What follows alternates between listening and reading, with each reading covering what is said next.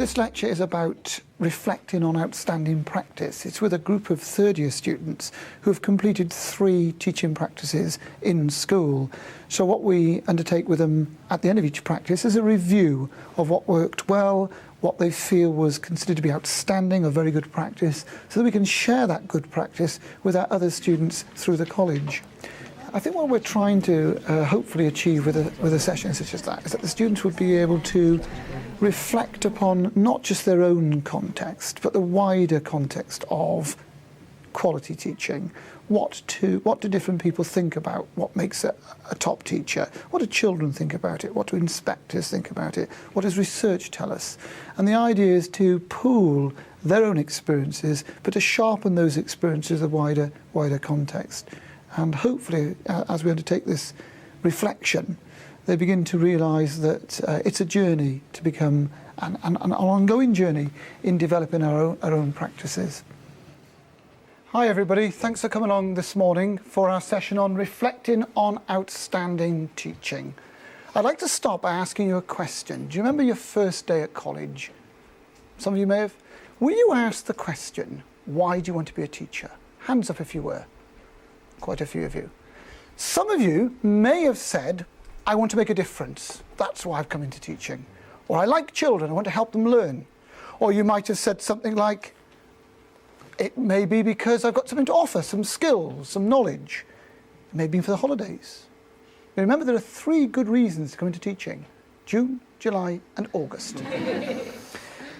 But on a serious note, you will appreciate from having undertaken 3 teaching practices that teaching can be a very rewarding experience.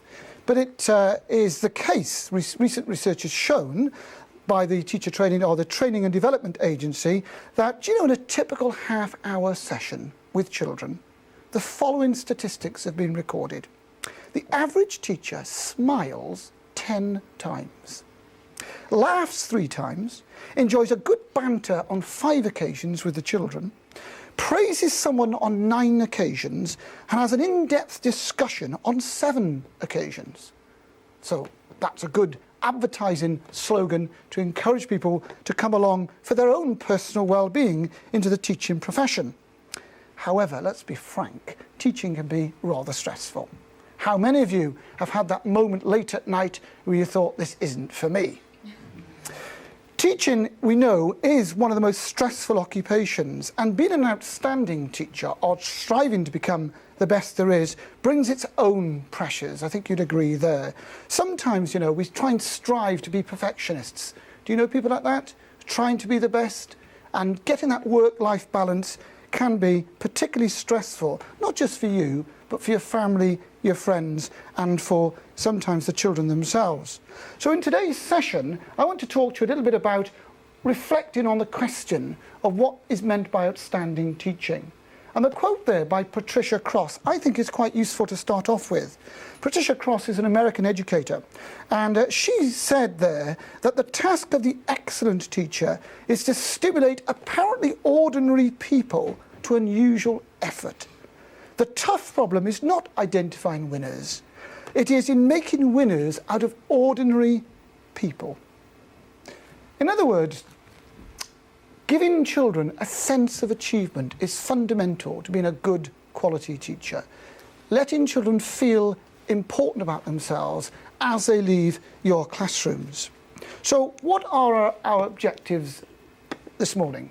The first thing I'd like to do is to talk to you about your views on what we mean by outstanding teaching and compare them to what research says. I'd also like to refer to your own direct experience from teaching practice, and maybe you can illustrate your ideas from your own experiences in the classroom. Why is this subject important? Why is this such a critical question? Well, the quality of teaching is and has been discussed for many, many years. It has a long history. It's probably true to say that nobody forgets a great teacher. You think back to your days as a primary school child, you will recall somebody who perhaps inspired you along the way. It's also important because the question of good quality or high quality teaching is related, of course, to children's welfare. In the newspapers this week, there have been stories about children's happiness. That Britain, this is rather depressing, is ranked 24 out of 29 European countries in the well-being of young people, according to the Child Poverty Action Group.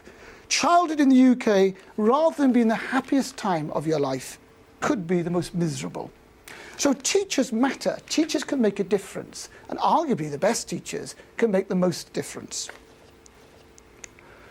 However, when we look at the question of outstanding teaching, I think you might agree that it is dependent on our own beliefs, our own values, our own judgments, our own background. There are many variables, you could argue, in exploring the question of what we mean by outstanding teaching. Which leads me, I think, to the first key point of this session. What do we mean by outstanding teaching? Well, these are some suggestions. Have a think about them. I think it's about the very best there is in the profession. That would be true for outstanding lawyers, outstanding doctors, the very best. I think it's also about the teachers who are able to share their practice with other people, with other professions. That's so important, I think, sharing out exemplary practice. I also believe that it's important to be consistent. What do you think we mean by that? Outstanding teachers demonstrate consistently high quality work. Any thoughts on that one? Being consistent in what we do. Gareth? I think it's children need continuity. So Right. if you're gonna, there's no point being brilliant 1 minute and being awful the next minute. Right. No, if you're gonna set that benchmark and you want to be an outstanding teacher, Yes. you've got to reach that benchmark all the time Right. to set an example. Absolutely. So what you're saying to me, right, it's the end of the show lesson. You know when the tutor comes out, right? I used to do this, don't tell anybody. I used to set up a lovely show lesson, all right? And then when the tutor went, phew, whew, let's get back to less showiness of a lesson. None of you can admit that this has happened to you, are you? No, you're not. Fine, thank you for that. What are we saying? Gareth's point is critical, is it not? The day in, day out provision for children is important. Naturally, when we have external audiences, I think it's human nature. We want to put on a performance. I think we do that by nature, do we not? If you have inspectors in your classrooms or external examiners, and maybe there's nothing wrong with that. And to be honest with you, the excellent teachers, you cannot burn yourselves out. Can you really provide high quality teaching every hour of the day, 5 days a week? I'm asking you a question. I'll let you reflect on the answer to that. Okay, what else can we say in this opening point? Well, perhaps the last point there about the climate that we create is important. You know, the best teachers, I think, don't focus on themselves. Who do they focus on? The children, don't they? And the shift in culture, moving away from the teacher to what the learner gets out of a session, is fundamental in our measurement of what makes high quality teaching. Let's break this up for a moment, shall we? If you had to make a quick list, 20-second exercise, chat with the person next to you and just note what comes to mind when you think of the very best teachers. What key words come to mind? Just a little break. Showing understanding each other. Being interested in what they're interested in. Okay, guys, who'd like to share with us their immediate thoughts, word association? Any ideas? Okay, Gemma. Sort of dedicated, I would say. and Dedicated. Enthusiastic. Absolutely. I think that's an important word, enthusiasm. Thank you, Gemma. Kieran? Reflective, like reflective of the children's learning, but also of their own teaching performance as well. Right. Why do you think that's so important, Kieran? I think if you're critical of yourself, then you can provide the best possible opportunity for children to learn. And if you think you're doing a good job all the time, then there's obviously something wrong in that respect, because there's always faults in your own performance, and there's always faults with the children, and they always have to progress as well. So. Absolutely. And having had the privilege of seeing you teach, I can say to you that you're a very highly reflective practitioner yourself. And I think that self-critical element is very, very important. Not always easy though, is it? And we'll talk about that later on in the session. Okay, if you were to ask this question to teachers, to children, what kind of responses would you get? Well, you'd get, these are typical words that are used by experienced senior mentors on courses that we've provided. Refreshing, I like that word. It's refreshing to be in the company, in the presence of someone who is enthusiastic, as Gemma said, who is dedicated, who's committed. Inspiring. Have you noticed with the qualified teacher status standards, there's one slipped in, that you're expected to do what? Have you noticed this? With regarding inspiring. Anyone notice that it's in? Yes, Joanne? It asks you to, if they can inspire and motivate children to learn. Yes. I read that quite quickly when it first came out. I thought nothing of it. And then I thought, hey, hang on a minute. What does it mean to inspire? We use these words so often, you know. Inspired teaching is actually to motivate someone to do something, to actually, originally it was actually divine authority that inspired you on high to motivate children or other people to action. That's quite a challenge when you've got 30 children on a wet Friday afternoon at 3:15 and 18 of them might be presenting you with serious learning difficulties and behavioural problems, and you're expected to inspire. So that's quite a hard challenge for you to think about. The most often used word is this one. I'm going to ban this from now on. This word wow, the wow factor. I'm not going to use it after the session. I'm never going to use it again. The word actually is from Scottish origin. Amazingly, it goes back to the 16th century. And what the word means, and I'll quote it from you, from an online etymology dictionary, it says, a natural expression of amazement. Actually, it sounds good, doesn't it? You're overwhelmed with delight. Just imagine that, you're overwhelmed with delight. You've got Kieran teaching there, and I go, wow! It's a literal physical movement. Overwhelmed. Got to sit down. You're actually in a state of almost religious zeal and fervour. You want to get on the phone and say, wow, I saw this lesson, amazing stuff. That's what really it's about. Okay. Let's talk about the learner for a moment. I don't know if you can pick this up. If not, I'll just read out some thoughts from children. Because, you know, if you ask children what they think about the very best teaching, they'll come up with some quite perceptive comments. I asked a colleague in a local school to undertake this work for me, and she kindly agreed to do this. And you might be able to make out generally that, in this particular case, that the good teacher is ready for a lesson. It's ready for a lesson. We describe that as being well prepared, yeah? The next one says here that a good teacher has, what's it say, can do lots of sums.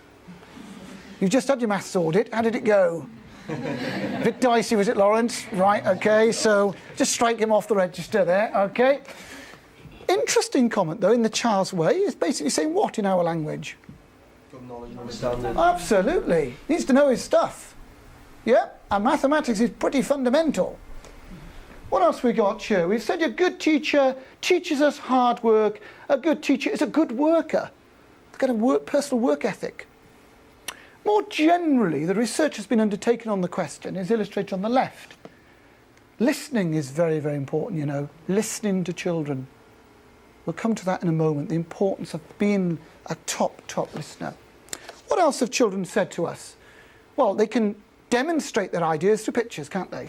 I like the one on the left. Can you pick up that picture? How would you interpret the picture on the left there? About the kind of skill or quality the teacher demonstrates according to the child. Maybe a clue. Have a look at the desk. She's got a heavy workload. I'm not sure, I haven't spoken to the child yet, whether that's like your teaching practice files, you know, or whether it's just the work that's been marked, or to be marked, you know. And the children are sitting, looking quite attentive. On the right, the child's obviously taken pity on us and actually added words to help us interpret the picture by saying, I'm organised. I wish that was my desk. Look at that, little pens, pencils, beautifully organised. But there's a change in cultural value. Some settings, the desk has gone out through the window. Have you been in settings where you can't use a desk? Yeah. Who'd like to share that with us then? And why do you think that is the case? What's the philosophy behind that? Roshanara? Because of the foundation phase, they want to take all the chairs out. So it's not writing based, and it's a lot of play, and same with the teachers as well. So they can see that the children can see it's not all about writing, it's play-based learning. Right. And it's not about marking. Marking can happen by observing. Yes. They don't need a table to mark anymore. No. So that's the ethos of the foundation phase. So Right. it's about observing, watching, listening. As you said, it's important. So Yes. everything like that. So actually your point, thank you for that, Yeah. is in a way, the actual furniture that we have and how we organise and arrange and use it has a bearing on people's perception of the quality of teaching. Is that what we're saying really, isn't it? Okay, let's look at a couple more of these. On the right-hand side here, we've got the issue of being fair. Specific skills are mentioned here, the ability to read good stories. I'll tell you what, reading stories is pretty important. Yeah? There's another one I haven't put up, and they've said telling stories. What's the difference then? Reading and telling.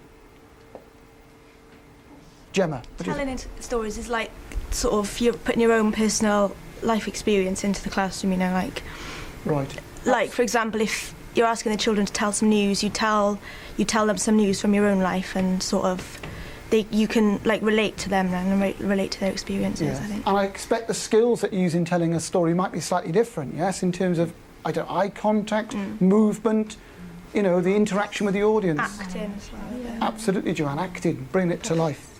Okay. Mind maps are all the rage, aren't they? So I had to show you some mind maps just to keep up with the latest ways of recording. In this mind map, what we've got here is lots of ideas. I don't know if any you'd like to comment on in particular, but can take nonsense is an interesting one. Someone who shows you what they mean. What's that really about in our language? Good explanation. Good explanations, yeah. Someone who understands you. Brainy. Someone straightforward. What's that about then? Someone who's straightforward. Good communication skills. Absolutely. Joanne, had a thought? I think it's making sure the boundaries within the classroom are clear, everybody knows them, and you stick to them so they always know where they are with you. Yes, yes. That's a very important point you make about being consistent. Artistic, sporty teacher, someone you can rely on, and so forth. Sorry? Right, okay. You've got that one on your table, and what I'd like you to do now in pairs, have a look at the mind map, and this is the challenge. I'll give you a minute to do this exercise. You've also got the Qualified Teacher Status Standard sheet, you know, the one you really love looking at. I want you to see whether you can match any of the comments the children make to what the government perceives as acceptable benchmarks for being a qualified teacher. Do you get the drift of what I'm asking you to do? Can you match them? Perhaps match 2 or 3. Have a little scan read it first, have a chat in pairs, see what you can come up with.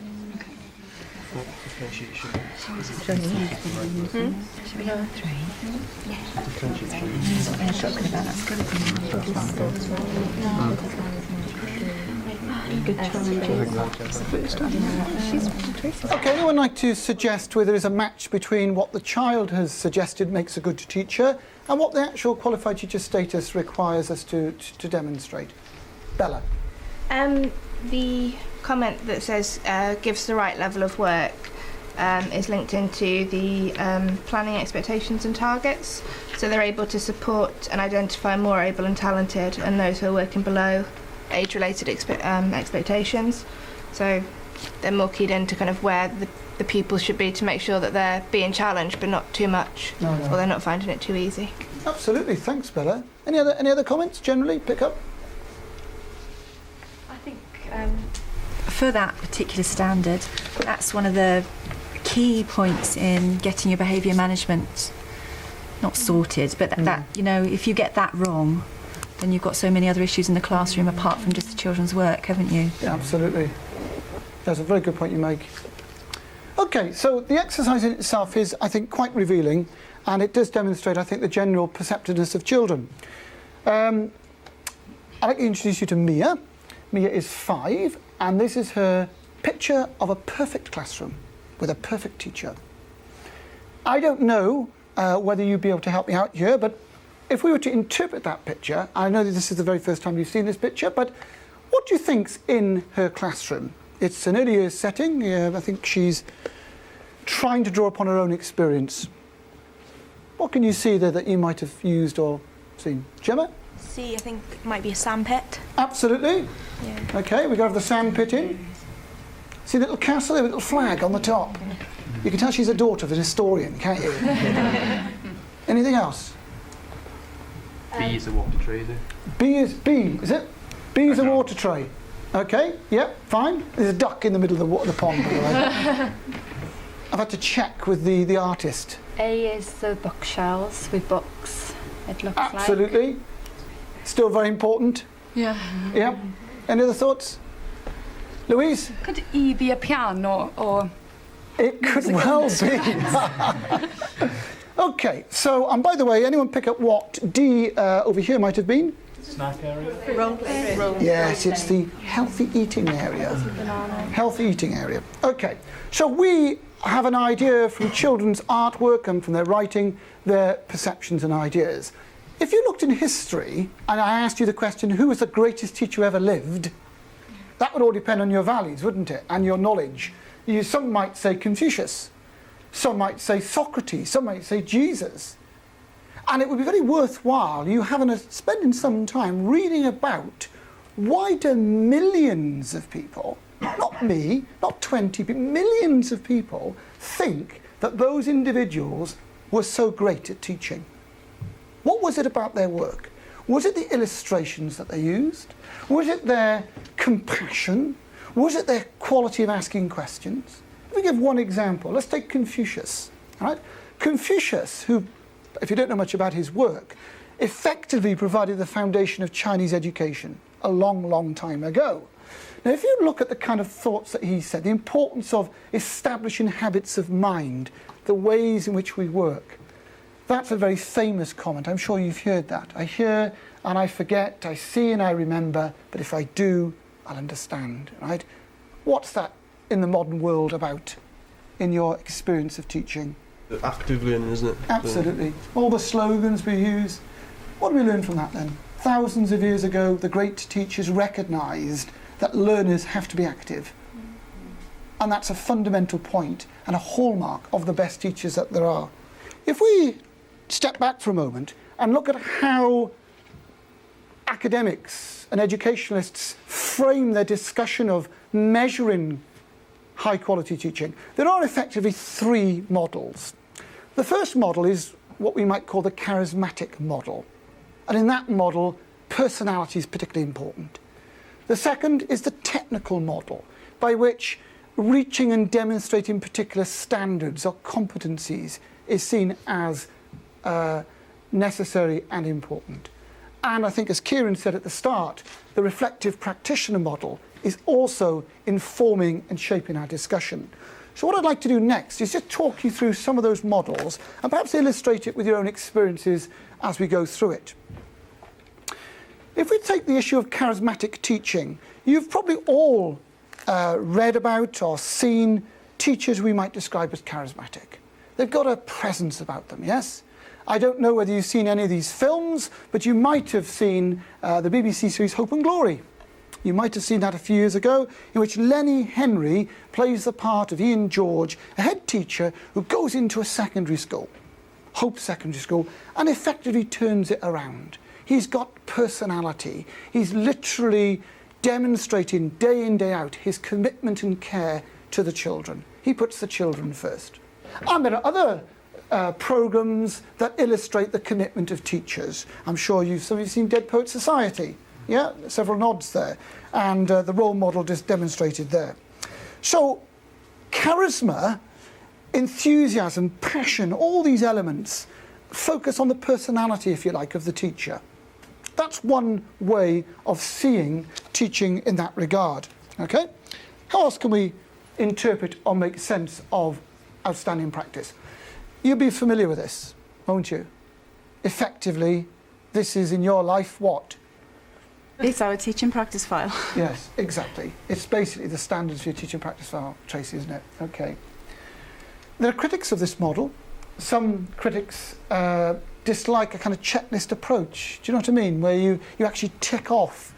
And sometimes it's not physically possible to tick off You might tick it off in one context, like use resources effectively, but in other contexts they may not be used effectively. But that's one of the difficulties with the system. Supporters favour the openness of it all. At least you've got the standard, some benchmark. It's not whether the person has wonderful, larger-than-life personality. It comes down to whether they can plan clearly, whether they can prepare resources, whether they can manage children. So there's arguably some support for it. The third model is the issue of reflecting. And I suppose being a reflective practitioner is about thinking about why you do things and what the outcome is of what you do. Have you had that experience after teaching a lesson where the tutor says to you that first word, you've come out of the lesson, you're a bit shattered, right?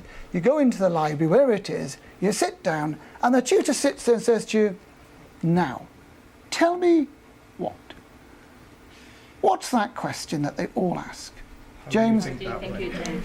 And what do you really think about that, James, at that moment? Can you tell me? You're asked that question. I hold my hand up because I ask it. I'm not going to ask it so much now. Do you know why I'm not going to ask it? How do you feel when you're asked that question? Lawrence? You're trying to second guess how they thought it went. It's like a game, isn't it? You're trying to guess what's in the mind of the tutor, and they're trying to, obviously draw on your views, which is good practice, isn't it? I don't know if you're like me, though. I feel sometimes like you've just come out of a lesson, the adrenaline's flowing, everything, and someone asks you, how do you think that went now? Tell me about the learning objectives. And you're thinking, give me a wall, bang! Because maybe it's not the time to reflect. Maybe you need what? Time to reflect. I thought you were going to say alcohol then, which would really worry me. Time, okay? You need a bit of space, don't you? And I think maybe the reflective practitioner model needs to build in space. You need time to go away and write your thoughts down, or to podcast your thoughts, or to go on Facebook, or wherever you go in, to share ideas. And that's the way of reflection, isn't it? To bounce ideas off people. So maybe teacher training colleges need to think a little bit more about how we encourage self-reflection. There are levels of reflection, aren't there? People can describe what happened. People can, take a step back, and some people actually describe what they think happened in a lesson, as opposed to what actually happened. Yes, there are different levels there. Okay? Some people are able to reach the level of reflection where they can identify their strengths and areas of development, and they can do it almost, I don't know about this might seem too radical to you, but sometimes you can reflect without writing anything down. You can actually say, some people are so kind of aware, they're reflecting not after the lesson, but in the lesson. How does that work then? You're actually reflecting in the lesson. No, maybe something's gone, the PowerPoint's junk. How do you reflect in action? Joanne? I do that all the time, but I have to almost rein myself in. Right. But it's consistently, as you're doing it, I think you're just gauging how the children are responding to it. And if you've got something planned and it's not quite working that way, it's just that adaptability, which I think is part of being outstanding. It's being able to adapt and think, right, this isn't working, I'm going to have to do that, maybe I'll change this. It's continuous, really. Isn't it? It's like thinking on your feet. It can become overpowering, though. You do have to not be too hard on yourself sometimes, I think. Yes, that's a good point. Because you can focus in on maybe there's just one child when actually you forget that the rest of them, you have to, of course, adjust things to that child, but I think you can be too hard on yourself and think it's a terrible lesson because you've had one issue with one child who's perhaps not completely absorbed it as much as you would have hoped. No. Thank you. Adam? Direct relationship with the planning as well. Right. I think the outstanding teacher's got to have a plan B and the ability, as soon as they spot something isn't working, just to instantly change it, not to try and drag it out and try and develop a good lesson out of something that blatantly isn't working with the children. Absolutely. But to have the structure in place, just to move on straight away and adapt straight away. I think that's really important, the planning element of it. Yeah, that's a very good point you make. Yeah, always having a contingency plan. There are so many variables in the actual assessment of what makes, say, an outstanding lesson, that it almost becomes overly subjective. I mean, what kinds of variables are there? If we're assessing a session, What are the variables? Children themselves. Children, sorry, absolutely, the children themselves. In what way? Well, they can decide how the lesson's going about, if they're understanding. Yes. So it's very important to listen and find out where they're at before you continue. Yes. Because you may be going over something which lots of them already know. Absolutely. So we've got the children themselves and other classroom-based factors. Yeah? You know that stuff that comes from the sky? Every winter. January, February, March with us, isn't it, with our climate? How many of you have been in that experience? You thought everything was planned beautifully, you had resources, you had humour, and it starts to snow. Or there's a dog in the playground. Why does life stop for a dog in the playground? When you want to talk to them about frog spawn, or you want to get across how you compose and make electrical circuit, and the kids go straight to the window. It's just me then. I'm sure it's happened to you, okay? Environmental factors beyond your control. That doesn't make you a poor teacher, does it? If you don't meet learning objectives.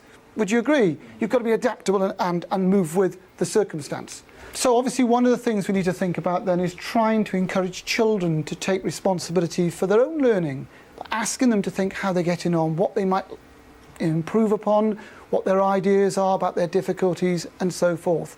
And I suppose in a way it reflects a slightly changing culture from the teacher as transmitter of knowledge and as teaching per se to more of a facilitating role, a structuring role, a supportive, a scaffolding role, which many of you will have picked up in your early years training in particular. And I think these kind of developments are reflecting that change, the movement from the teacher to the learner.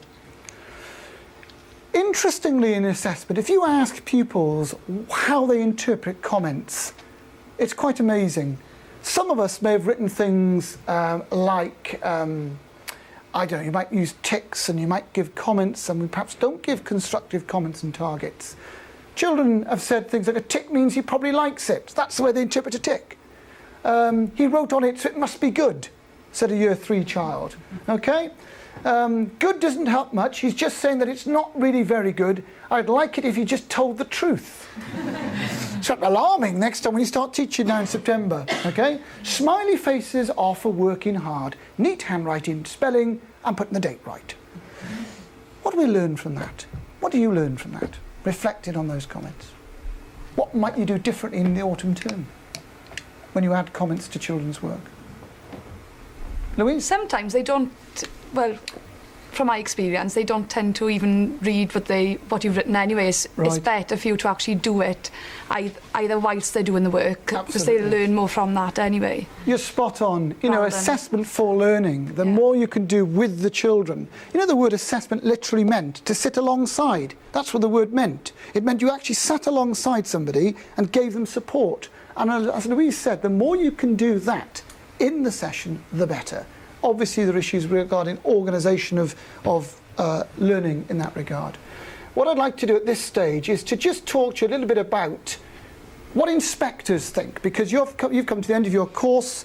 In the next few years, you'll be inspected, whether you're in England, Wales, Scotland or Northern Ireland. What do they have to say about outstanding teaching? Well, Estyn, the inspectorate in Wales, define it as a journey rather than a fixed point. It's quite a good one. It's ongoing.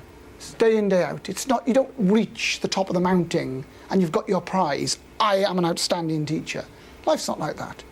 You have your ups and downs. It's a journey. I know that's often used as an expression, but it's a useful one. And little Tom is trying to illustrate to you on any journey in life, if it's across the garden, you hit bumps. And sometimes you've got to look back, haven't you? Yeah? And sometimes you've got to step back to go forward. In Northern Ireland, the inspectorate talk about characterised by excellence. In other words, there may be ups and downs, but generally as a characteristic, we're seeing the best practice. Responding to interests that children have. They'll all have different interests. And trying to ascertain those interests and adapt our planning accordingly is important. If you're to break down things like what makes a good introduction, there are 101 ways to introduce lessons. Let's do a quick brainstorm. What can we do? How would you introduce a lesson to spark interest, to capture attention? Ideas? Anybody? What kinds of things could you do? Tracy? Animation. Animation. Be larger than life. Great. Any others? Just shoot them out. Yeah, I dressed it. Sound clips? Great. Gareth? Dress up. Dress up. Tell a joke. Tell a joke. Related to real life happenings as well. Right.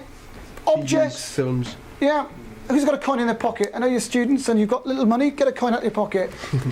So that's just me and Lawrence then. Okay. On a coin, teaching a history lesson on the Tudors. And you might say, what about the coin? Well, FD's on every coin. Should be if it's legal. Okay. FD, Faith Defender. Faith Defender, who was the Faith Defender? Anyone recall? We said this in the first year. Henry VIII. Okay, there's your link to the Tudor period. You can use whatever's around you, can't you, to spark attention and interest. The body of a lesson. Enjoyment is crucial. Appropriate methodology. What about the language model that we use? You know, sometimes we need to think more carefully about not just what we say, but how we say it. You know, who do we speak to? Does our attention focus just on 2 or 3 children? Have we got peripheral vision? Are we picking up children further afield? How do we speak? Do we speak at an appropriate pace? Do we change our voice?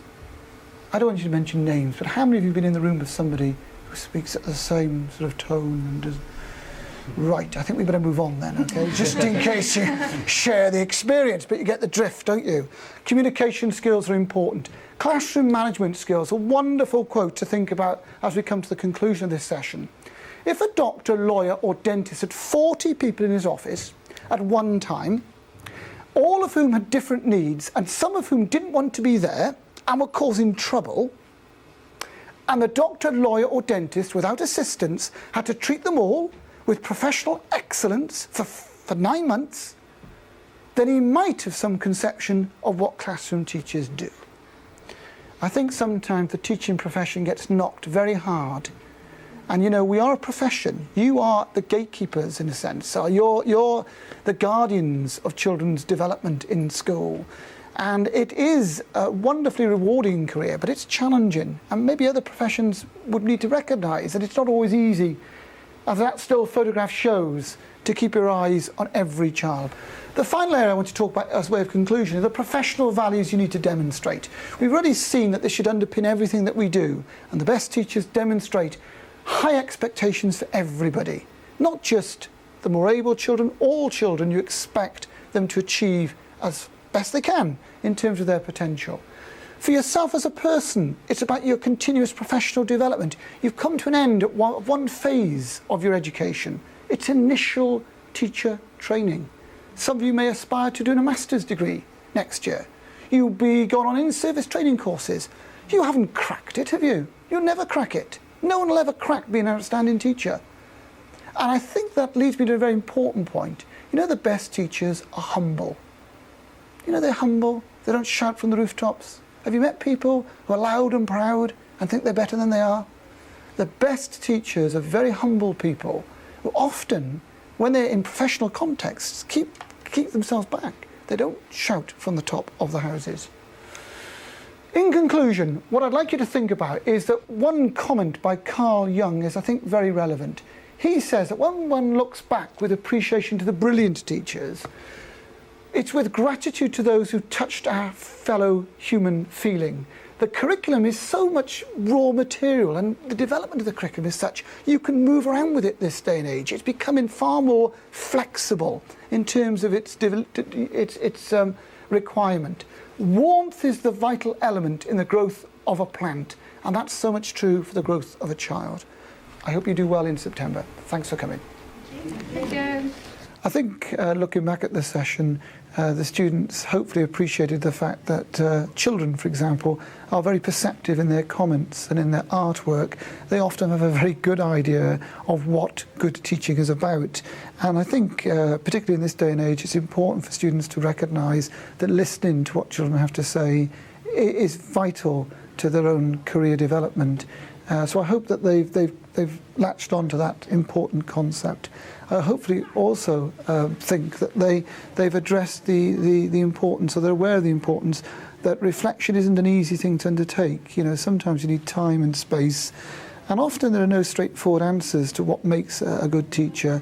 Some people will say that there are so many variables, there's personalities that come into play, and even the very best teachers will have poor days, they'll have days where they have ups and downs, and that it is only the first phase of their career. It's an initial education.